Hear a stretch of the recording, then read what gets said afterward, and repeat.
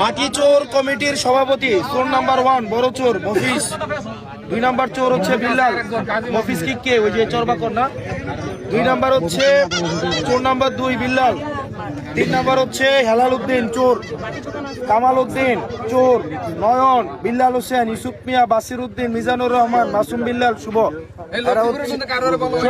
আসছে এটা হচ্ছে এই কমিটির সর্বাকরের হচ্ছে কমিটির চোরদের যে কমিটি আছে।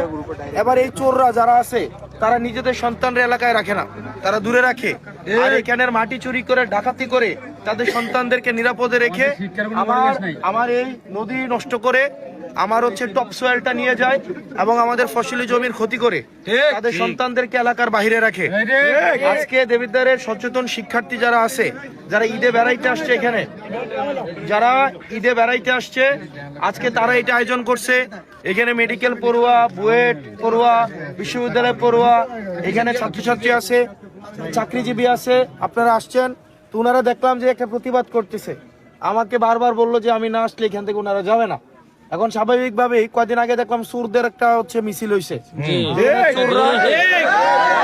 যেখানে চোররা সবাই হচ্ছে স্বাধীনতা দিতেছে, চুরি করার স্বাধীনতা, তাদেরকে নাকি চুরি করার স্বাধীনতা দিতে হবে, বৈধ উপায়ে চুরি করার স্বাধীনতা। এখন আমি একটা প্রশ্ন, আসলে বৈধ উপায়ে কি চুরি করার কোনো স্বাধীনতা আছে?